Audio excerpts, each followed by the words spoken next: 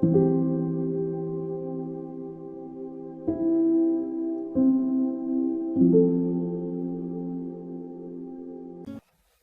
now, it's time for DJ Rocky's Secret Files.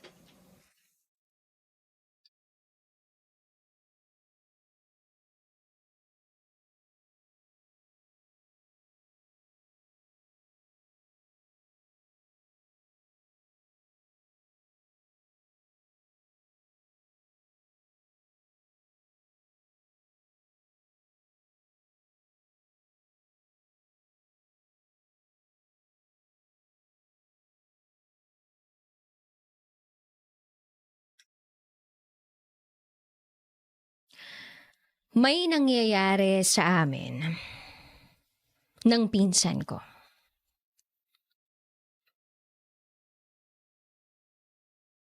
Oo, may relasyon kami ng pinsan ko. Itago nyo na lang ako sa pangalang Caitlyn. At ito ang aking secret file.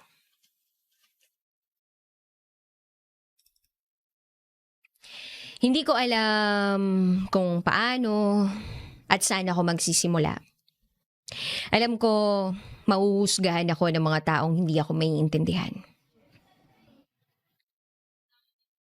Pero nandito ako para kahit papaano mabawasan ang bigat ng nararamdaman ko.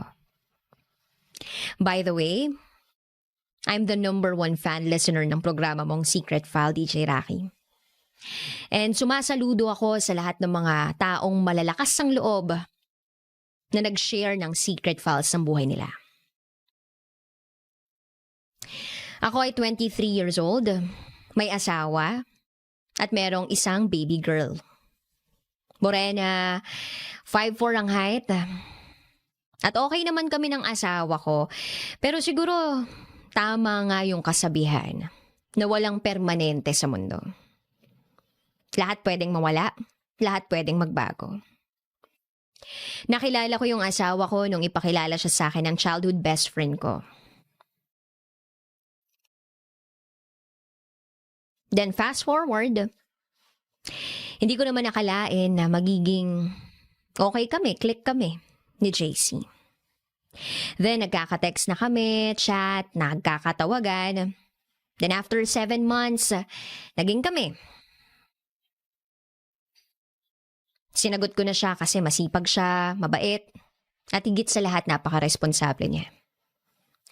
And besides, kahit sinong babae siguro gugustuhin siya. By the way, mas matanda ako sa asawa ko ng 2 years. Pero hindi naman halata na mas matanda ako sa kanya.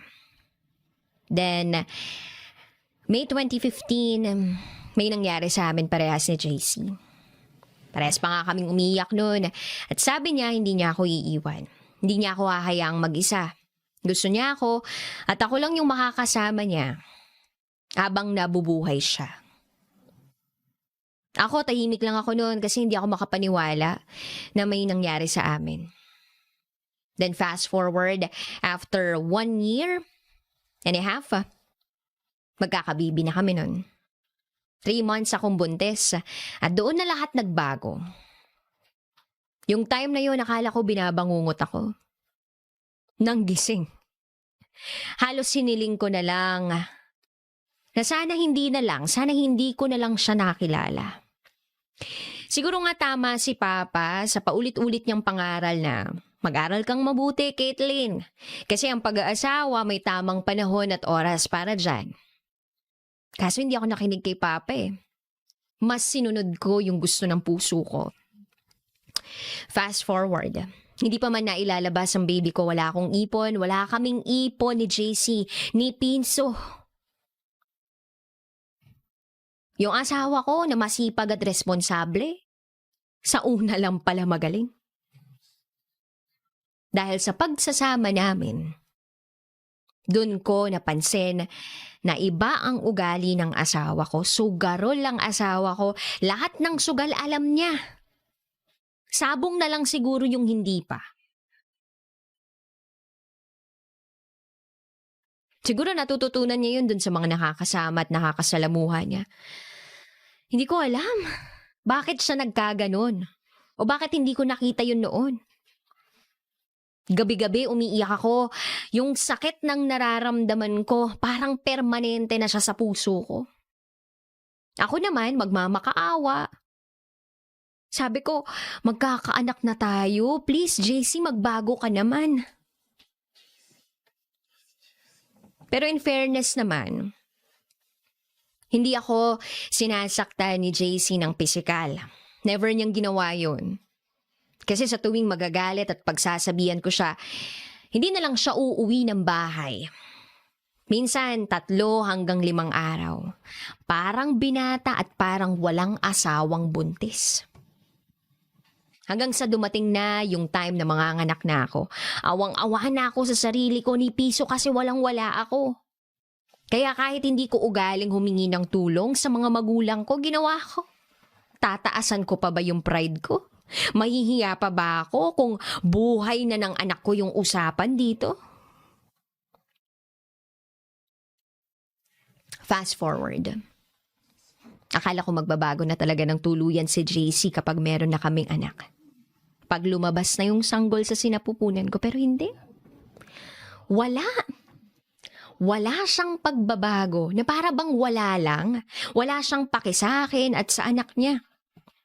Hanggang sa dumating pa nga sa puntong wala kaming makain. Halos patayin ko na lang yung sarili ko sa sobrang sakit. Wala na akong maibiling panggatas. By the way tapos ako ng computer technology pero wala akong magawa. Kasi walang mag-aalaga sa anak ko. Fast forward, paulit-ulit ako nagmamakaawa sa asawa ko na kami naman ang unahin mo ng anak mo, ako naman. Na sana pag dumating yung panahong kaya ko na at handa na akong pakawalan ka, wag naman yung panahong ganito. Dito ka muna. Samahan mo ko. Pero wala. Pinilit kong bumangon para sa anak ko at sa sarili ko. Hanggang sa lumipas ang mga araw, nagtrabaho na ako sa isang department store para kahit papaano matustusan ko lahat ng pangangailangan namin ng anak ko. Ayokong masumbatan ng mga magulang ko kaya mas pinili kong magsumikap para sa anak ko. At yung anak ko, she is the only reason kung bakit lumalaban at bumabangon ako. Year 2018. Wala akong love life, wala akong panahon doon. Kahit na merong nanliligaw at nagpaparamdam, ayoko. Kasi pakiramdam ko, pare-parehas lang silang manluloko at sa una lang magaling katulad ng asawa ko. August 2018 may nag-chat sa akin na parehas ng last name ko. Itago natin siya sa pangalang Jess. Nag-chat siya sa akin, "Uy, pinsan." Nagulat ako dun sa chat sa akin ng taong to. Wala naman ako natatandaan na para bang meron akong kamag-anak na ang pangalan, Jess. I replied, "Yes, do I know you?" At mga ilang minuto pang lumipas, nag-reply siya sa akin. "Oo, pinsan. Kilala mo ba si Lolo Blank? Tsaka si Tito Teeter?" Nagulat ako kasi yung lolo ko at tito ko kilala niya. Kaya nagtanong ako kay Papa kung kilala niya nga yun. Tapos sabi ni Papa na yung lolo kong tinutukoy nung kachat ko ay lolo ko nga sa malayo. Hanggang sa lagi na kaming magka-chat nito ni Jess. Every morning gigising ako na para bang may jowa ako. Tapos, "Good morning, pinsan, kain ka na." Yun yung mga sinasabi niya sa akin. Ako naman magre-reply din ng ganun. Kasi walang mali siya. Kasi magpinsan kami. Nag-a-update kami na parang magjowa pero magpinsan kami. At aaminin ko, habang nagkaka-chat kami, masaya at kampante ako. And then one time, nag-chat sa akin si Jess, etong pinsan kong to. Sabi niya, bigyan mo naman ako ng pwedeng ligawan.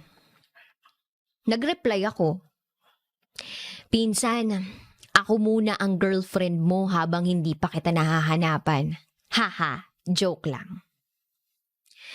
Pero pagka-send ko nun, nagulat ako sa reply niya nang sabihin niyang, sana totoo na lang. Na-confuse ako.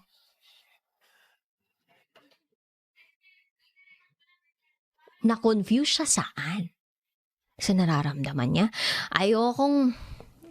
Ayokong magsalita, ayokong mag-assume na baka meron siyang something sa akin, pero tinanong ko siya. Pinsan, may mali ba? Sorry, joke lang naman kita eh. Nag-reply uli siya. At ang sabi niya, oo pinsan, sana totoo na lang. Aaminin ko, nahuhulog na ako sa'yo. Tara kita tayo, para naman mailibre kita. OMG! Hindi ko akalain na i-chat yun ng pinsan ko. Nakipagkita ko sa kanya kasi hindi ko pa naman siya nakikita o nakikilala in person. Lagi kami nagvi-video call or via text lang. Tapos nagkita kami mga bandang 7 p.m. Nag-chat ako, pinsan, dito na ako sa mall na to. Sobrang simple lang nung suot ko. Naka-jeans, white shirt, and naka-sapatos lang na itim. Tapos nagulat na lang ako na may biglang tumawag sa akin. Insan, ikaw ba yan? Tanong ni Jess. Sabi ko, oo, pinsan. Ako to. Ano, pangit ba ako? Nakakita ka na ba ng multo, aswang? Tapos sumagot siya ng, daldal mo? Nakakatuwa ka. Wala, ang ganda mo lang. Sabi ko, hoy pinsan, nasa lahi natin yan. Tapos maya-maya pa, nasa harapan ko na siya. Ay. In fairness, may itsura siya. Pagkatapos nung usapan na yon, nag-stroll kami sa motor niya kung saan-saan. Tapos, bigla niya akong tinanong, Caitlyn, pwede ba kitang ligawan? I'm so shocked sa narinig ko. Alam kong mali at hindi tama. Tapos sabi ko, pinsan, marami pang iba. Hindi ako deserving sa binatang katulad mo. Tapos sabi niya, gusto ko ta. Hindi ko alam, tinamaan ako sa iyo eh. Sabi ko, naku, wag ako pinsan. Natatawa na lang ako kasi bakit ako? Pero hinatid niya ako sa bahay nun. Fast forward, lumipas ang 2 buwan. Sinagot ko na siya. Lagi kaming magkausap. Tanggap niya ako at mahal niya yung anak ko. Hindi pa alam ng both sides ng family namin. Kinakabahan ako sobra kasi baka hindi nila maintindihan yung tungkol sa amin. Alam ko mali ako, pero tama yung nararamdaman ko. Minahal at tinanggap niya kaming mag-ina.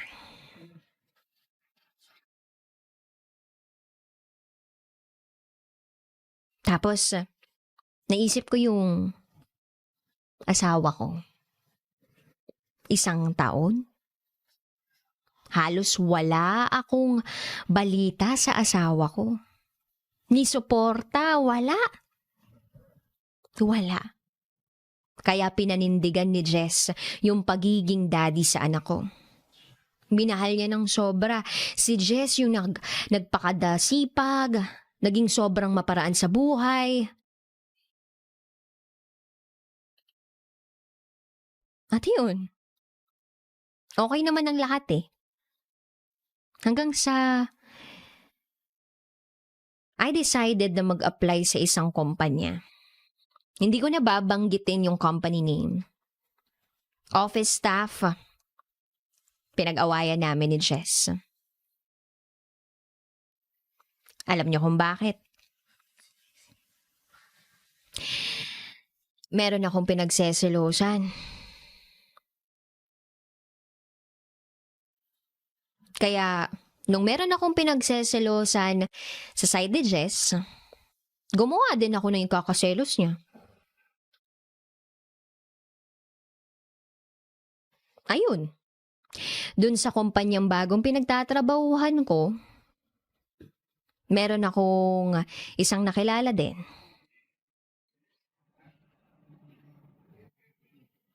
Hindi ko na lang babanggitin yung pangalan. Pero nagkakaintindihan kami. Hanggang sa isang araw, etong nakilala kong ito, merong kaibigan pa na si Fiona. Tapos niyaya ako nito na mag-lunch break sa labas ng kumpanya. At nagulat ako nang paglabas ko, may tumigil na sasakyan sa tapat ko. Tapos sabi, "Uy, Caitlin, kumusta ka na?" Nagulat ako kasi after a long year, buhay pa pala siya. Si JC, yung tatay ng anak ko, biglang nabuhay. Alam niyo yung nararamdaman ko noon? Galit ako. Sobrang galit ako. Kaya lang hindi ko pinahalata kasi ayoko ipakita sa kasama ko na galit at bad trip ako. Sabi ko na lang, okay lang ako. Sabay alis. Lumipas ang mga araw. Lagi na siyang nag-aabang sa labas na para bang ako yung may kasalanan kaya kailangan ko magtago. Wow talaga! Gusto ko siyang sumpatan. Na para bang, ang kapal ng mukha mo. Ang lakas ng loob mo magpakita. Kaso wala. Kasi mahina ako. Lagi akong patago umuwi. Ayoko ding magsinungaling kay Jess o maglihim kaya sinabi ko. At ang sabi ko, Jess, Daddy, nakita ko si JC. Kinamusta ako. Tapos nakita ko yung pagsimangot at pagsiselos niya. Tapos sabi niya, "So? Babalik ka na sa asawa mong sugarol at walang kwenta?" Pagkarinig ko nun, parang nanliit ako sa sarili ko. Kaya ang sabi ko, kaya pala. Yan pala yung tingin mo sa akin. Salamat, Jess, ha? Salamat, ha? Sinabi ko tong bagay na to kasi ayoko maglihim sa'yo, pero yan pala yung tingin mo sa akin. Fast forward. Lagi kami nag-aaway ni Jess. Tinigilan ko na rin yung isang kaopisina ko na ine-entertain ko. At simula nung malaman niya nagpupunta si JC sa kumpanya, laging nag-aabang sa akin, nag-aantay. Mas lalo siyang nag-iinit yung ulo. Gulong-gulo ako kasi halos parang bumabalik yung sakit. Yung galit at pagmamahal ko. Kasi parang, ano to? Bakit ganito?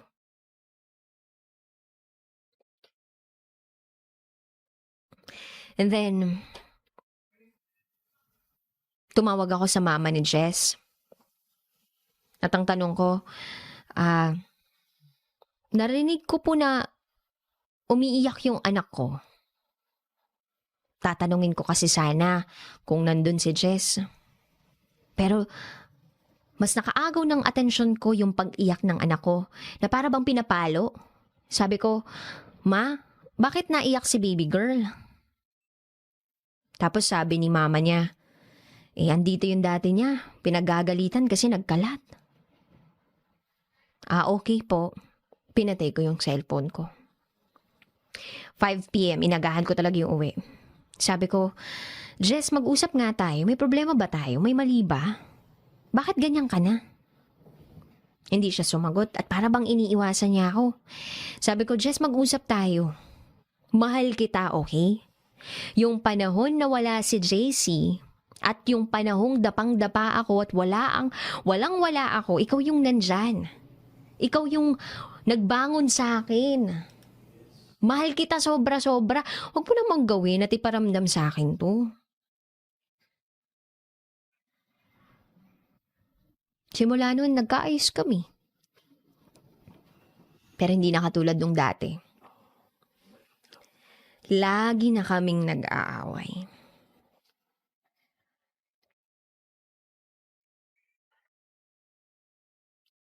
Di na ako nag-overtime nun. Kahit need talaga. Kasi pag-iisipan ako ni Jess na nakipagkita ako kay JC. Ang sakit na yung taong mahal ko walang tiwala sa akin. Nagsasama kami sa iisang bubong pero parang hangin ang tingin sa akin. Na halos parang di ko alam ano bang nagawa ko. Hanggang one time, nakita ko siyang umiinom. First time umuwi siya ng lasing. Jess, nakainom ka ba? Asan yung anak ko? Umimik siya pero sabi niya, puro ka anak mo. Lagi kang wala. Ano? Nakipagkita ka na naman dun sa dating mong asawa? Makati ka, Caitlyn. Pinsan mo na ako, niloloko mo pa ako. Nagpintig yung tenga ko sa sobrang galit at pagod ko, nasampal ko siya. Umalis kami ng anak ko 10 oras ng gabi kasi ang kapal ng mukha niya. Tinatawagan ako ni Jess pero hindi ko sinasagot. Fast forward, walang alam yung pamilya ko sa relasyon namin. Kaya hindi siya makapagtanong sa mga kapatid ko. Wala silang alam sa pamilya ko. Tapos nangupahan na lang ako, kumuha ako ng tagapag-alaga para sa anak ko. Si Jess laging nangungumusta kung kumusta kami. 1 week ko siyang tiniis pero bakit ganun? Pero bakit pinagdududahan niya yung pagmamahal ko sa kanya? Hindi ako nakatiis. Bumalik kami ng anak ko at nagpatuloy kami sa relasyon namin. Akala ko magiging okay na ang lahat. Pero lagi pa rin kami nag-aaway. Dahil sa tatay ng anak ko. Nagkamali ako pero itatama ko. Alam kong mali kasi pinsan ko yung kinakasama ko at bago kong asawa.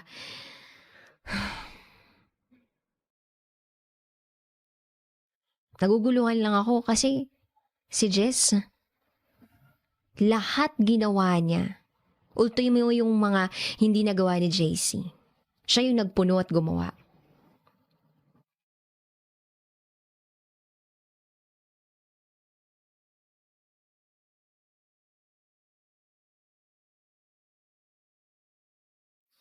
Hanggang sa one time, umuwi ako ng bahay. Tapos umiiyak lang yung anak ko.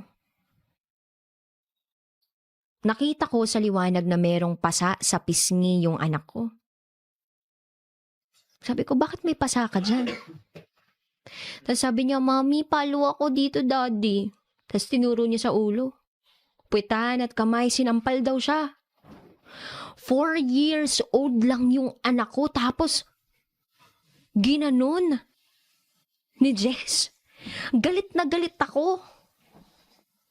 Sabi ko, anak, uuwi tayo. Ang kapal na mukha niya. Pati bata, pinatulan niya.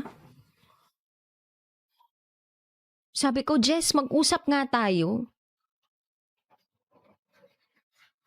Bakit kailangan mong gawin yun sa anak ko? Bakit kailangan mong saktan yung anak ko? Sabi niya, hindi niya na daw kaya.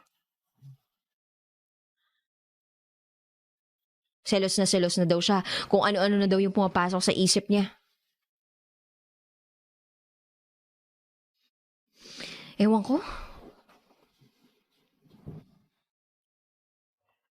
Mahal na mahal ko si Jace.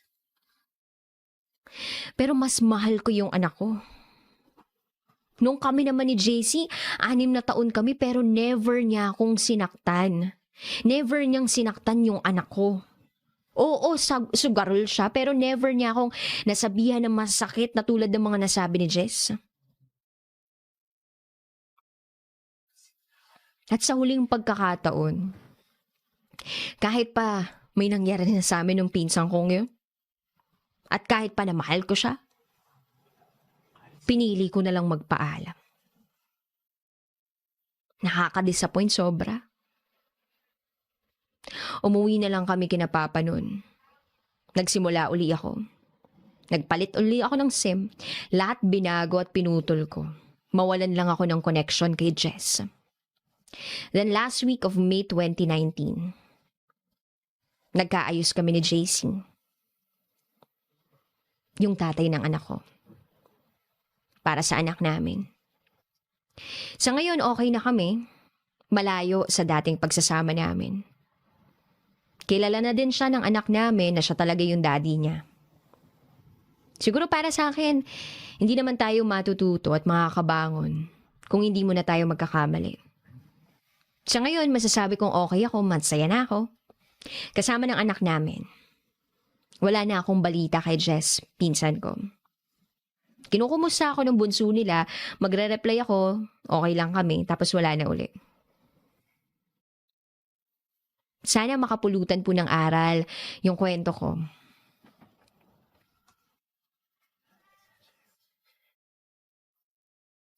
Na hindi sagot ang isa pang pagkakamali para mapunan ang isa pang mali. Hanggat kaya mong gawin yung tama, yun yung piliin mo. Gawin ang tama. Hanggang dito na lang po. Muli, ako si Caitlin at ito ang aking secret file. Pinsan ko, ama ng batang dinadala ko.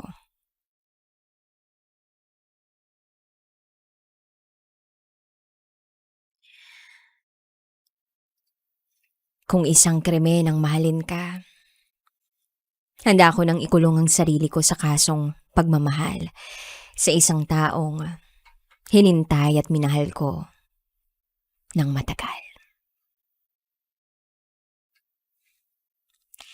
Hi DJ Rocky. Habang tinatype ko ang bawat letra sa laptop ko ngayon, nanginginig ako.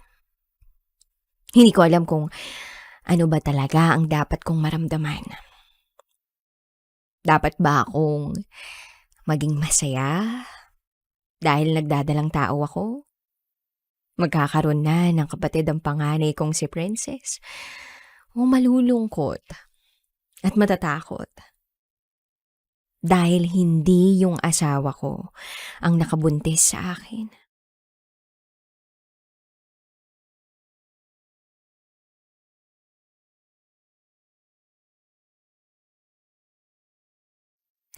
O magagalit kasi hindi ako kayang panagutan nung lalaking nakabuntis sa akin. Ewan ko, DJ Rocky. Araw-araw, mixed emotions ako. Araw-araw na lang akong umiiyak, pero ginagawan ko naman ng paraan para hindi masyadong ma-stress kasi nga, nakakasama sa baby.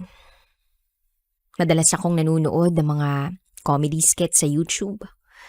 O kahit ano-anong movies, yung mga pinapanood ko para lang aliwin yung sarili ko. But in the end, I will still find myself crying over and over again.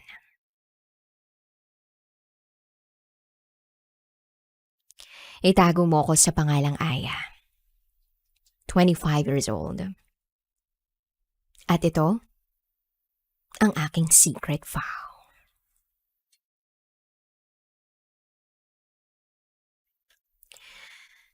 I was married last 2018, but separated na 2 years ago. Meron kaming anak nung husband ko. I mean, ex-husband. 4 years old na siya ngayon. Maganda at matalino.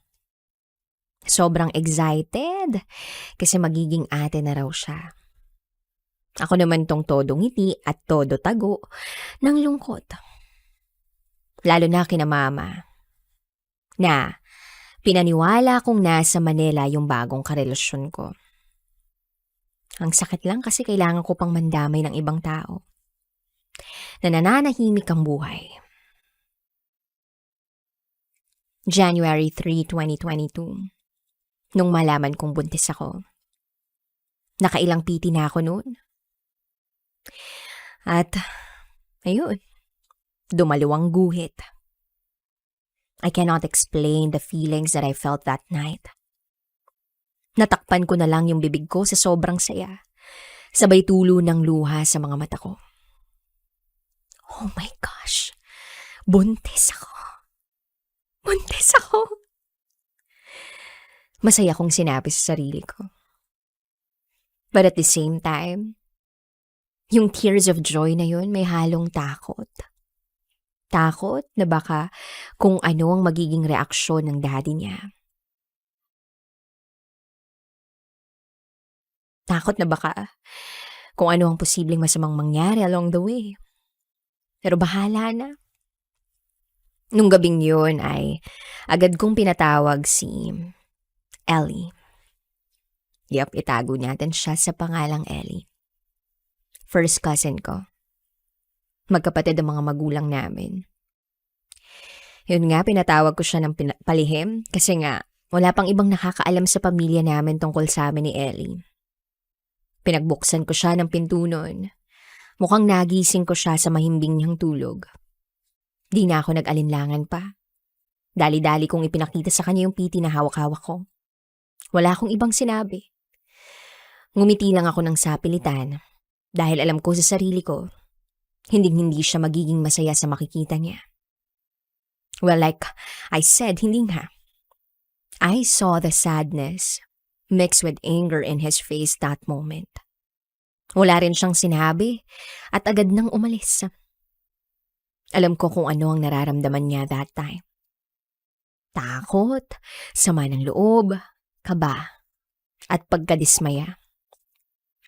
At mas na-confirm ko pang ang buntis ako nang magpa-check up na ako at magpa-ultrasound. January 5, 2022. Nung pinakita ko sa kanya yung result ng ultrasound, wala siyang ibang sinabi sa akin kundi ipa-abort si baby. Pero hindi ko kaya. Hindi ko kaya. Just a backgrounder, back in 2015, month of April. Nakatira kami ni Ellie sa iisang bahay. Sa bahay ng lola namin. Parehas kaming nasa broken family. Hiwalay pareho ang mga magulang namin at para kaming mga orphans na iniwan na ng mga magulang namin that time. Malaki kasi ang bahay ni Lola at maraming kwarto kasi marami siyang mga anak.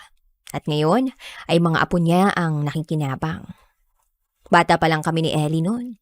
Naalala ko pa, parang may ibang feelings na namumuo sa aming dalawa.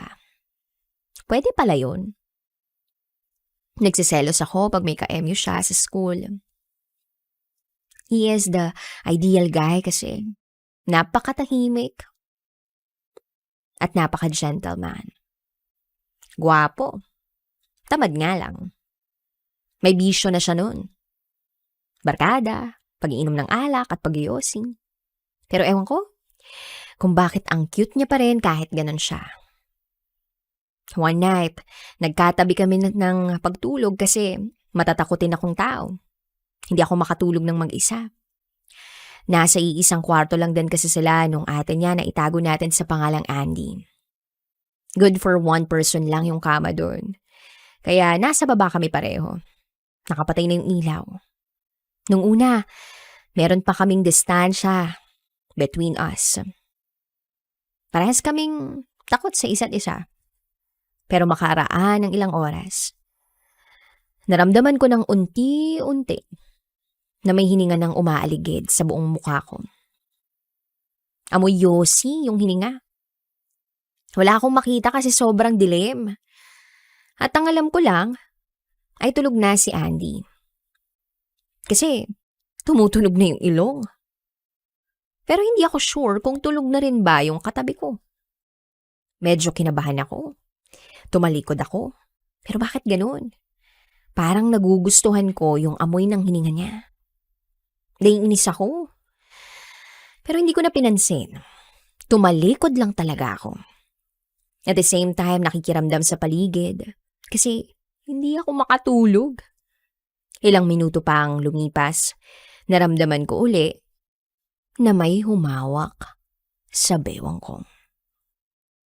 Akala ko nung una, hindi naman sinasadya, pero ito parang sinadya na talaga. Mas lalo na akong kinabahan. Mas tumaas pa yung tensyon ng dahan-dahan ng tumaas yung kamay niya. Sa hindi ko na lang sasabihin kung anong parte ng katawan ko, pero malamang, alam niyo na yon. Pwede ba yun? Pinsan niya ako eh. Pero ang saklap lang. Kasi, ewan ko kung this is the right term, pero mukhang eto yun. Nasarapan ako sa ginawa niya sa akin. Parang gusto ko ring bumigay. Nginig na nginig ako noon. Parang gusto ko talagang patulan. Hanggang sa bumigay ako. Ayun. Napaka-unforgettable nung moment na yun. Parang ayokong lumabas ng kwarto kasi nahihiya ako sa kanya. Naalala niya kaya yung pinaggagawa namin kagabi? Nagustuhan niya kaya yun? Mauulit kaya yun? So many questions na hindi ko kayang itanong sa kanya kasi para siyang mafia na hindi mo pwedeng kausapin kasi napaka-misteryosong tao. Wala akong choice. Kailangan kong lumabas kasi kakain at jejebs ako syempre. Hanggang sa naulit yung ganong pangyayari sa amin ni Ellie. So, itago niyo na kami sa mga kung ano-anong words na hindi magaganda or tawagin niyo kami sa kung anong gusto niyong itawag sa amin pero parehas naming nagugustuhan yung mga nangyayari sa amin na halos inaaraw-araw namin gawin. Lalo na pagkalasing siya. Hindi niya mapigilang hanapin at pasukin ako sa kwarto para mailabas ang saloobin niya. Pero lahat ng yun wala akong pinagsisisihan kasi alam ko naman sa sarili ko na mahal ko siya. Lumipas ang ilang buwan, nagkaroon siya ng ka-MU sa school nila. Worst is, kaibigan ko pa talaga. Na-down ako nung time na yun kasi bakit pa siya? Pero in fairness, maganda si ate girl. Matalino din nung kabataan. Makinis ang balat.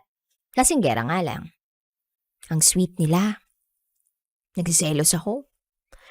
Bagay na bagay silang dalawa. Nagsiselos ako pero nakukyutan ako sa kanila. Ewan? Akala ko, doon na kami magtatapos ni Ellie. Hindi pa pala.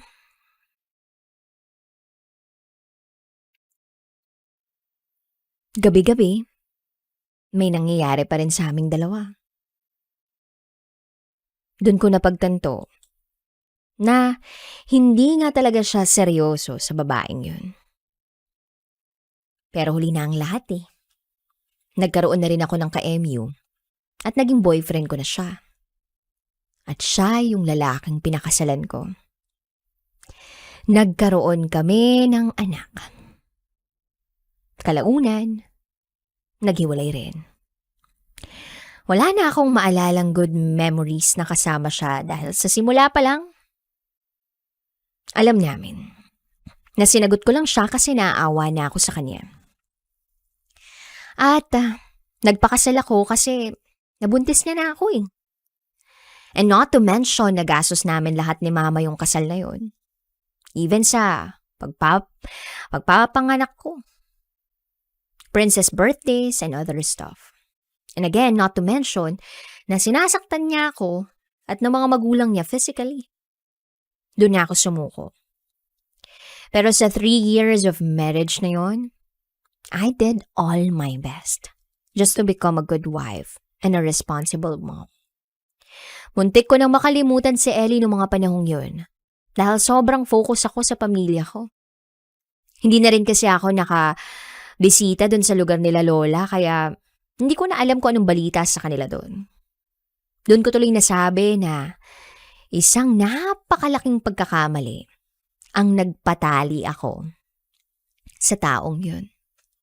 Pero kahit kailan, hindi ko naman pinagsisisihan na nagkaroon ako ng anak at the age of 21. That breakup brought me back to the place where I was before and to the man I used to love and to be with. Ellie. Tumira ako uli sa abandoned house namin sa tabi ng bahay ni na Lola. Kami lang noon ng baby ko since malakas ang wifi doon. Kasi after nagsara yung company na pinagtatrabahuan ko, nag-VA ako. Ayoko nang idetalye at mas pahabain pa dahil tama kayo ng hinala. Nagkita uli kami ni Ellie. Bumalik lahat ng nakaraan sa amin. Tinatabihan niya akong matulog. Ramdam ko ang alaga niya noong mga panahong yun. Nagluluto siya. Yun lang, nagluluto nga lang. Tamad nga siya, diba? Pero na-appreciate ko naman talaga siya. Kahit sa small acts of kindness niya. And gentleness, of course. Pero, nahuli na pala ako ng mga panahong yun. Meron na pala uli siyang ka-MU.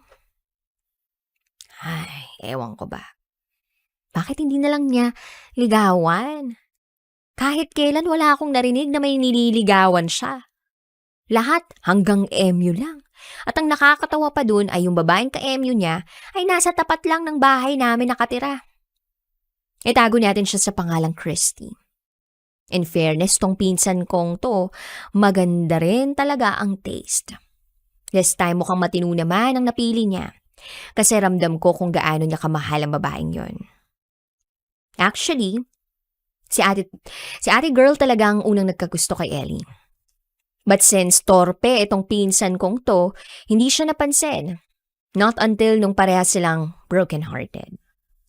Nung una parang walang pakialam si Ellie sa kanya. Pinababayaan lang siya ni Ellie.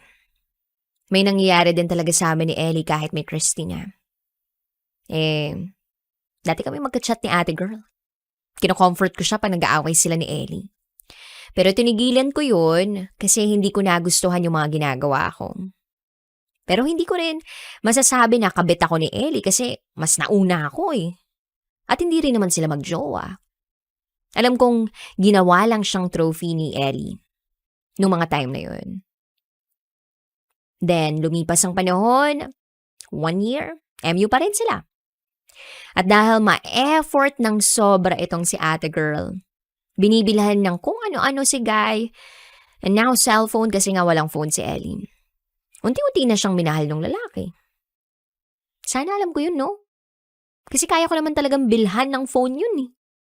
Kaya ko namang ibigay at bilhin lahat ng yun. In fact, laki na nga ng nagastos ko sa motor niya, pati na rin sa mga bisyo niya. Pero baliwala lahat yun sa akin kasi nga mahal ko siya. Alam namin pareho na hindi na magpinsan yung turingan namin sa isa't isa.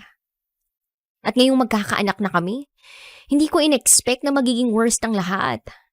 Every day is like living in hell para sa kanya.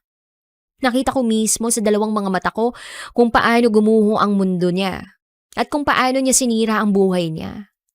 Para sa kanya, tapos na ang lahat. Unti-unti na rin nag-iba yung treatment ni Ellie sa akin. Lagi na siyang galit tuwing pinag-uusapan namin ang mga ganitong bagay, especially sa pregnancy ko.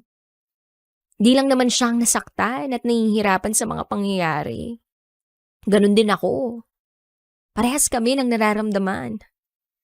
Pero hanggat kaya ko na hindi ko ipakita sa kanya na nanghihina ako, na natatakot ako, na nasasaktan ako, kakayanin ko. May mga gabi na nag-uusap kami na nagwawala na siya sa kwarto. Nag-iiyakan kami pareho. To the point na gusto na niyang itigil kung ano man yung namamagitan sa aming dalawa. Pero para saan pa? Huli na eh. Andito na si baby. Ngayon pa na mas kailangan namin siya. Ngayon pa kung kailan shake na kaming dalawa. Nangako ko sa kanya na hindi ko man mabura ang lahat ng problema, takot at sakit na nararamdaman niya ngayon. Nangangako akong hindi niya haharapin itong mag-isa. Na nandito lang ako. Nandito lang kami ni baby. Na kung bubugbugin siya ng papa niya pag nalaman nilang lahat na siya ang ama ng dinadala ko, haharang ako. Ipagtatanggol ko siya. Sasaluhin ko lahat ng suntok at sampal para sana sa kanya. Mahal na mahal ko sila ng anak ko, DJ Rocky. Ilang taon din naming in-expect na balang araw, may mabubuo rin kami. Ilang araw na kami nag-argue dahil dito. Pero pinapakalma ko lang siya. Lalo na ngayong nalaman na ni Christy na buntis ako ni Ellie. Mas lalo ko pa siyang pinapatatag. Naging okay yun kasi tinanggap lahat ni ate girl ang nangyari. Alam kong nasaktan siya. Pero masakit din para sa akin to. May anak kami. Bakit hindi na kaya magpaubaya na lang para sa amin ni baby? But I'm also thankful na unti-unting nangyayari yung ganun kasi nagkakaroon kami ng deep confession ni Ellie. Na akala ko sa buong buhay ko, mananatiling isang tanong na hinding-hindi na mabibigyan pa ng sagot. Feb 15, 2022, gabi. Lasing siya noon. Nag-usap kami sa kwarto. Iyakan. Pares kami nakaupo sa sahig. Sinabi ko sa kanya na kaya ko silang ipaglaban. And kung ano man yung meron sa kanila ni Christy, nasasaktan ako. I was jealous and insecure. Because that should be me. So sabi niya, nasasaktan ka? Wala na. Nararamdaman ko na yan nung nag-asawa ka. Ikaw. Ikaw ang una ko. Pero nung ginawa mo? Pagkatapos niya sabihin yun, nagmumura siya. I was left speechless nung gabing yun. Bigla na lang tumulo ang mga luha ko nang hindi sinasadya. Gumuho ang mundo ko, napatanong tuloy ako sa sarili ko. Bakit pa kasi naging pinsan kita? Bakit kasi ikaw pa? Parang ang laki ng nasayang kong pagkakataon. Hindi ako makatulog nung gabing yun. Kinabukasan, nagising siya nang may sama ng loob. Gusto niyang lumabas ng kwarto pero pinigilan ko siya nun. Kasi natakot ako baka kung anong gawin niya sa labas. Nagwala uli siya. Sinuntok-suntok niya yung pader. Ako naman tong nabalot uli sa trauma. Bigla akong nakalma nung niyakap niya ako. Sabay sabing, wala raw siyang gagawing masama. Mag-uusap lang daw sila ni Christy dun sa bahay ng barkada nila. Naisip ko noon, buti pa siya. Gusto niyang ayusin yung kanila. Paano naman kami ni baby? Buong araw akong hindi lumabas ng bahay. Nasa kwarto lang ako, hinihintay ang pagbabalik niya. At yun nga, bumalik siyang may dalang balita. Na ewan ko ba kung ikasasaya ko o ikalulungkot ko. Wala naman akong intensyon na paghiwalayin sila, pero sana pinili niya na lang kami ni baby kasi mas kailangan namin siya. Nagkaroon kami ng agreement na pananagutan niya raw ako. So, suportahan at tatanggapin niya yung baby sa kondisyong dapat ay wala ng ibang makakaalam. Lalo na ang pamilya namin. Wala akong nagawa.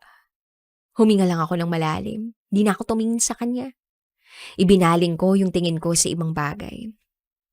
May mga gabi na tinatabihan niya ako sa pagtulog at may mga gabi rin mag-isa lang ako. Kahit buntis ako, may nangyayari pa rin sa amin.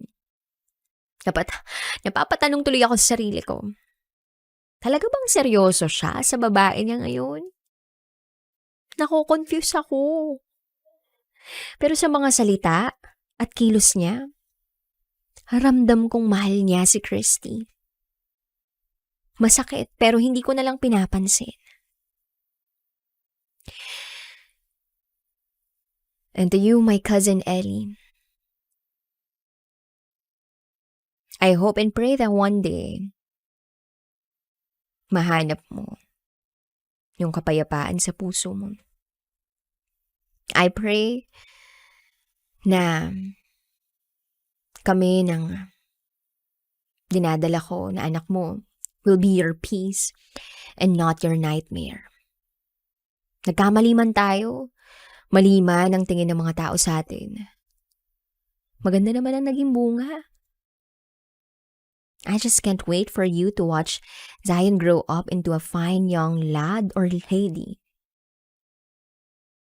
I know you will be the best dad.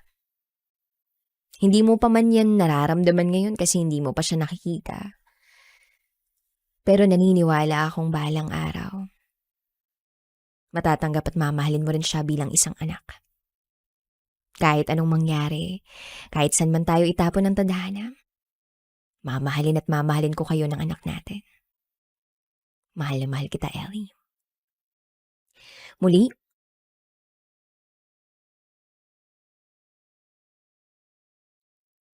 ako si Aya. At ito, ang aking secret. Mahal ko ang pinsan ko.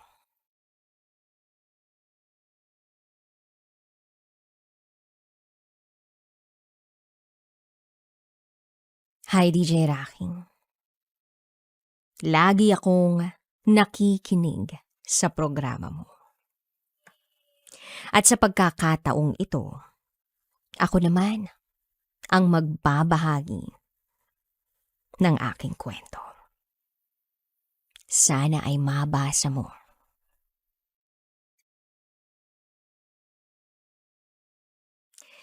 Itago mo ko sa pangalang Nell. At ito, ang aking secret file.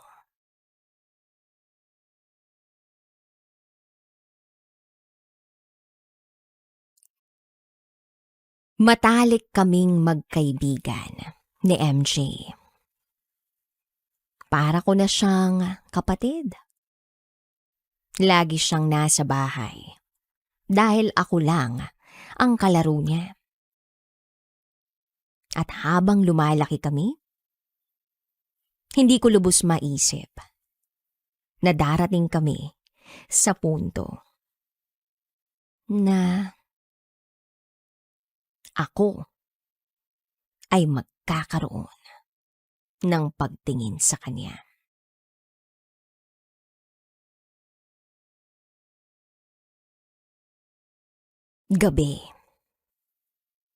Gabi ako nagsabing manliligaw. Umalis ako sa bahay. Sinadya ko yun para sumunod siya sa akin. May isang balon na may mga kahoy. At doon ako nagdasal. Sumunod si MJ doon. Nagtapat ako sa kanya. May sulat ako na inaabot sa kanya pero hindi niya ito tinanggap. Dahil hindi niya kaya natanggapin ang katotohanan na may gusto ako sa kanya. Ang sagot ni MJ sa akin, Kuya, magkaibigan tayo. At bukod pa ron, magpinsan tayo.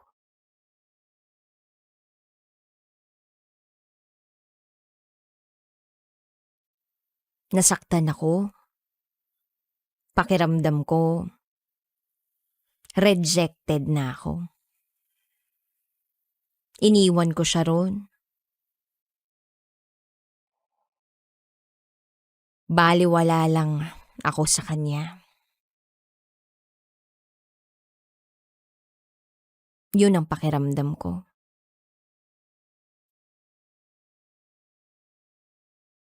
Kinabukasan, nagbilad ako ng palay. Nandun ako sa sala. Nang maabutan ako ni MJ. Tiningnan niya ako. Tapos sabi ko sa kanya, buksan mo ang cellphone ko. Tingnan mo ang nakalagay sa notes. Basahin mo.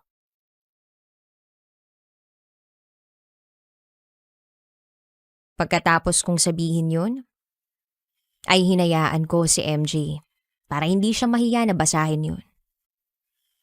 Umakit na ako. Then tinanong ko siya kung nabasa niya na ba. At ang sagot niya sa akin, "Kuya, hindi ko nabasa." Nalungkot na naman ako dahil sa pangalawang pagkakataon. Parang ang sagot niya sa akin ay hindi.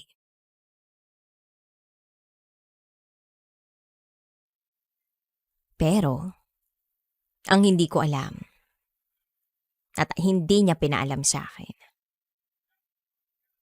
nabasa niya pala.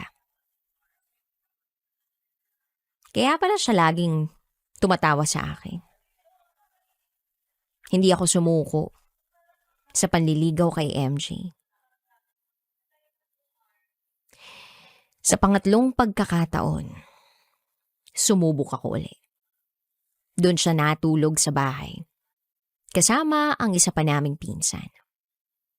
At ang pinsan naming to, alam ang lahat sa amin.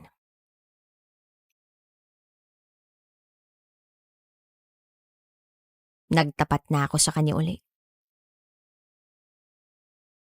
Sa pagkakataong yun, mukhang nahulog na siya sa akin. Inabutan ko siya ng sulat. At ang nakalagay doon na tanong ay, pwede na bang maging tayo? Tiningnan ko siya. Mukhang nahihiya siya sa akin. Hindi siya makatitig ng diretsyo. Kaya gumawa ako ng paraan para makasagot siya. Sabi ko, ganito na lang. Pag nagpahalik ka sa akin, ibig sabihin ay sinasagot mo na ako. At sa pagkakataong yun, nagpahalik nga siya sa akin. At finally, naging kami na nga.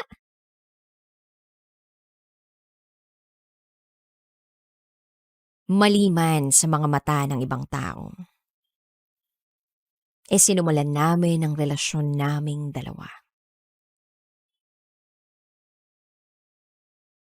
Dahil lagi kaming magkasama, naipaubaya niya na ang sarili niya sa akin.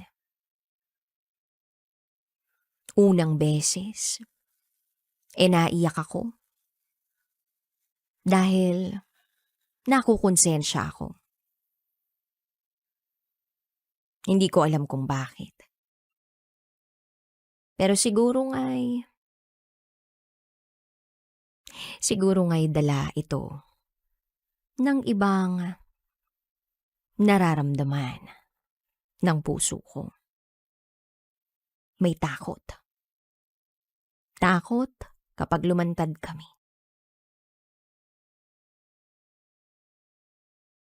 Pero di bali na. Ang mahalaga, mahal ko si MJ.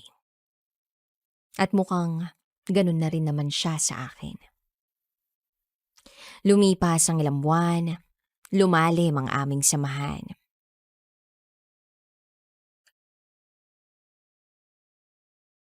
Dumating din sa punto na nagkaroon kami ng misunderstanding.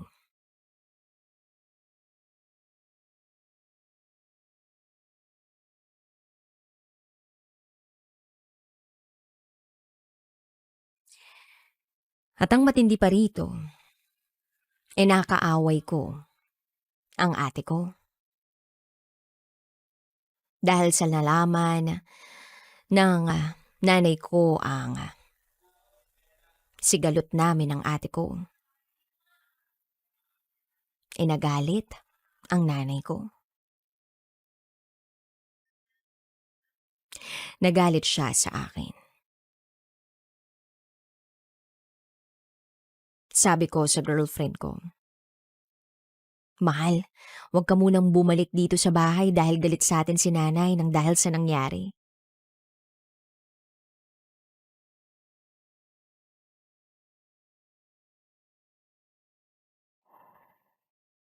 Ang hindi nila alam, may relasyon na kami ng pinsan ko.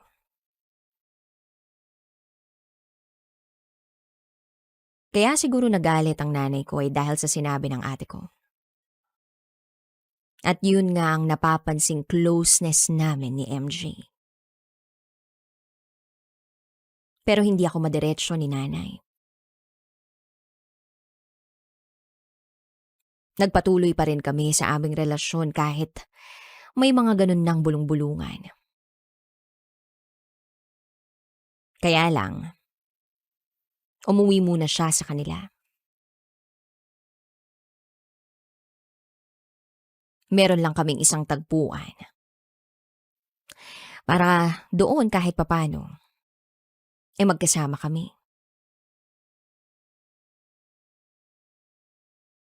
Meron pang pagkakataon na muntikan na kaming mahuli ng asawa ng lola niya. Tumakbo kami at hindi man lang nakapagpaalam sa isa't isa na uuwi na. Basta ang alam namin, mahal namin ang isa't isa. Lumipas ng 4 na taon, wala pa ring pagbabago ang aming relasyon. Pero DJ Rocky,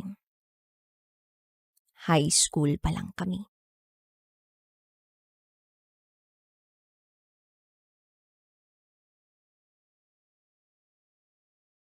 Nagkaroon ng pagkakataon na makapag-aral ako. Ganon din naman siya. Kaya lang, dahil sa hirap ng buhay, kinailangan kong huminto sa pag-aaral.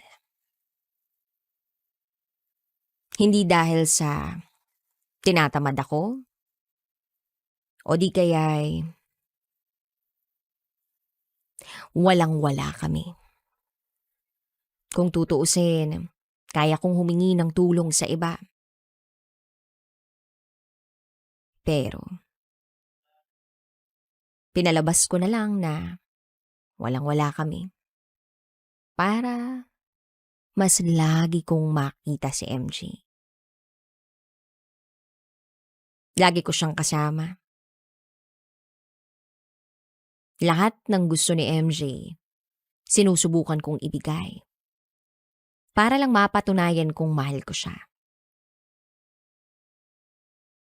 6 na taon na ang relasyon namin.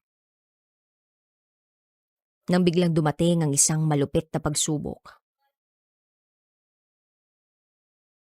Nagpasya kami na mag-aral sa isang pribadong paaralan.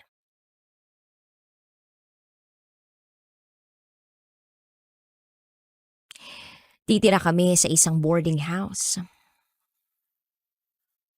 Ang alam ng lahat magpinsan kami kaya tiwalang pamilya namin na magsama kami sa iisang bubong. Namatay na rin ang issue tungkol sa aming dalawa sa pamilya namin. At hindi rin siguro naniwala ng husto si nanay sa sinumbong ng ate ko. Doon ko naranasan na magkaroon ng selos. Dahil lagi nga kaming magkasama, nababasa ko ang lahat ng mga chat sa messenger niya. Hindi naiwasan isang beses na nagtaas ako ng boses sa kanya. Sa sobrang galit ko, hinampas ko yung cellphone ko.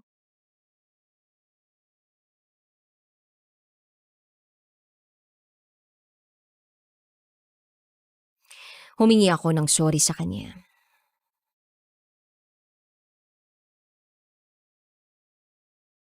Iyak siya ng iyak. Nagulot siguro siya sa ginawa ko. Nag-isip-isip kami pareho. Sabi ko, magta-transfer muna ako sa ibang school. Siya naman, hihinto na lang sa pag-aaral. Umuwi siya sa tito niya at lumipat ako ng eskwelahan.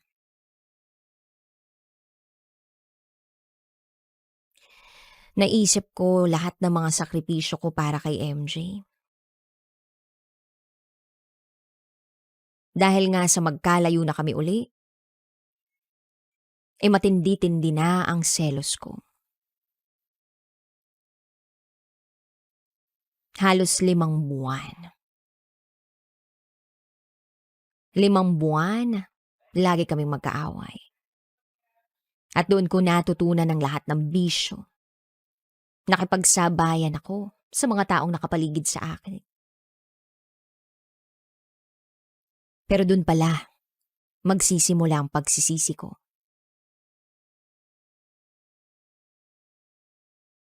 Nawalan ako ng oras kay MJ. At kung sakali mang lagi kaming magkasama, puro kami away. Pinalaya ko siya. Kahit alam kong mahal ko pa rin siya. Hindi niya na ako pinapansin. Masakit ang nangyari para sa akin. Sana hindi ko na lang pala siya inuna. Sana nag-aral na lang muna ako. Pero sabi ko, hindi pa naman huli ang lahat. Hindi pa huli ang lahat. Lumipas pa ang panahon, nagkaroon ako ng jowa. Pero, siniraan ako ni MJ sa jowa ko. Nakipag-break ang jowa ko sa akin. Sinubukan kong magmahal ng iba pang babae. Itago natin siya sa pangalang May. Kaya lang hindi ko siya mahal. Napilitan lang ako para makamove on. Umabot lang kami ng 1 buwan at 13 araw. Ang hindi ko inaasahan, bigla na lang sumulpot ang ex-girlfriend ko. Napinsan ko. Yes, si MJ. Nakikipagbati siya sa akin. Alam kong mahal ko pa siya. Kaya kahit alam kong masasaktan ko si May, nagkapaghiwalay ako sa kanya. Tuluyan kong iniwan si May. Nakapanghihinayang lang dahil si May yung klase ng babae na tanggap na tanggap ako. Understanding.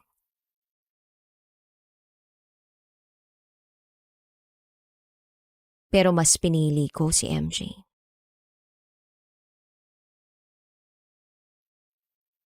Pero patibong pala yun, DJ Rocky.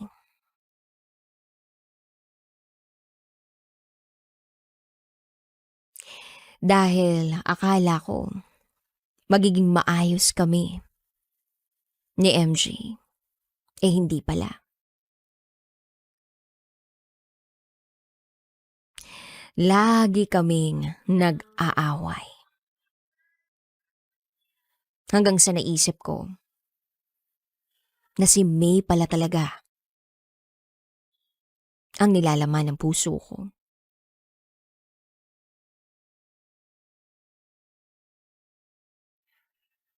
Ang lungkot.